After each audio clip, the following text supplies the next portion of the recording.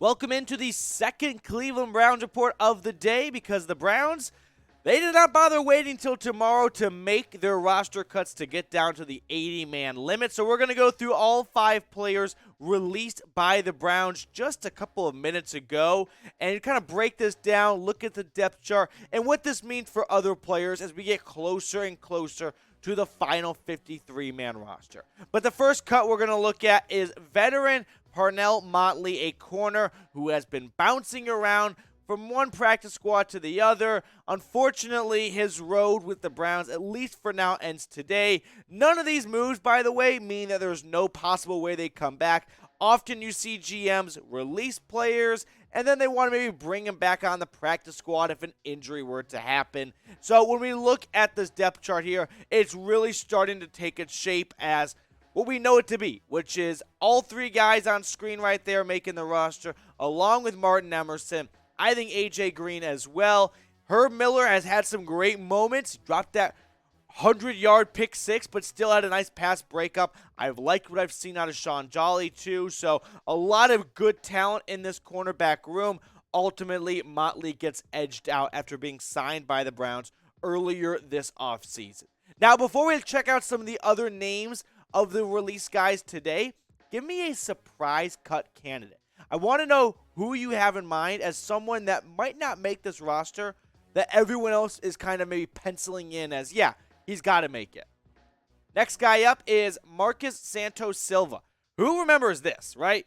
When the Browns went out and signed a Texas Tech power forward because they just loved the physical attributes as someone who maybe could be the next Antonio Gates, Jimmy Graham, make the transition from basketball to football because he's got the size, the physicality. Well, hasn't really worked out so far for Santos-Silva. Really haven't seen him make much of an impact through 2 preseason games.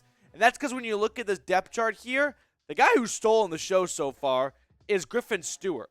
He has been phenomenal so far for the Browns. Haven't seen Njoku, haven't seen much of Bryant. Same for Forrestall. But so far, Griffin Stewart has been lighting the world on fire. So it's sort of given a green light to Andrew Berry. Hey, if we're going to go with even more than 3 tight ends, we know who the 4th would be, and it's not going to be Santos-Silva. Best of luck to him in his future career, whether it's in the NFL or wherever it might take him.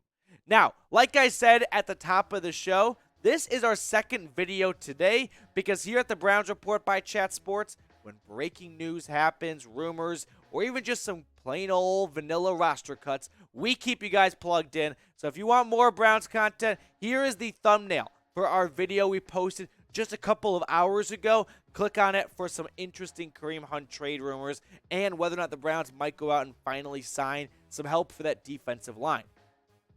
Next roster cut is Wyatt Miller. They just brought him on like a week ago, and he's Audi 500, just like that. The offensive tackle who has been around the NFL. I mean, this is kind of true for everyone here. Again, this was never a serious contention spot for him on the roster. I mean, we can look at the depth chart, and you will see that this Browns roster is already as loaded as it can be, right? And unfortunately for Wyatt Miller, maybe on another team there's some wiggle room for the offensive line. But in terms of this Browns front 5, it's pretty much set in stone now. All 5 guys at the top are going to make the roster. Hudson, I've liked what I've seen on Michael Dunn. Brock Hoffman all of a sudden might have a roster spot. UDFA out of Virginia Tech. He's the backup center now. You got to keep him, you would imagine. Liked what I've seen of Blake Hance, Michael Dunn, like I said, Chris Hubbard. There's a lot of good depth pieces at this offensive line. So unfortunately for Wyatt, just could not edge out and carve out a spot for himself. So this is the second of 30 roster cuts that the NFL has mandated across the league. The Browns, Andrew Berry, just wanted to get out of the way, I guess. You know, they knew who the 5 guys were going to be. They figured, why don't we just devote the reps for the other 80 players in practice for tomorrow and going forward? So they trim it down to 80 before the deadline tomorrow afternoon. And then August 30th, that's the big kahuna. That's the 53-man roster limit. Next player cut today was Luther Kirk. You're seeing a bit of a trend here. Just look at the pictures. Like, these are some journeymen that have been all over the NFL. But Luther Kirk came into the NFL just 2 seasons ago, been a UDFA signing, been on a handful of practice squads here, and ultimately he joined a very tough Browns safety room with Grant Delpit and John Johnson as absolute locks to make this roster. Ronnie Harrison might be a surprise cut candidate. I think he makes the roster, but I would not need to sit down if I was told he was cut because I wouldn't be blown away. Richard LeCount and DeAnthony Bell. Can we talk about DeAnthony Bell just for a quick second?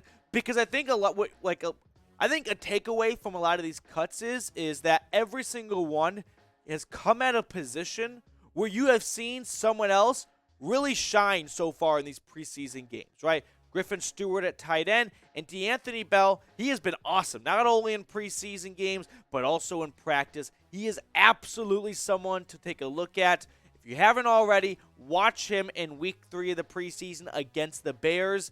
I don't know if there's room for him to make this roster. It's a numbers game, unfortunately, and you've already got a handful of locked up roster spots, but he's absolutely on track to at least make the practice squad. So with that in mind, I want to ask this quick question here as we motor through these 5 roster cuts.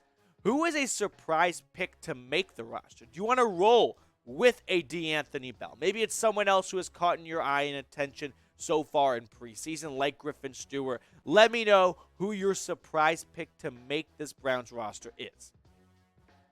5th and final cut made was the punter, Joseph Charlton. I think majority of the people watching this right now are probably thinking, we had a punter battle? You know what I mean? Like, this is one of those, like, forgotten things of, oh, yeah, like, the Browns didn't just hand it over to Corey Bojorquez and been like, it's all yours, no competition.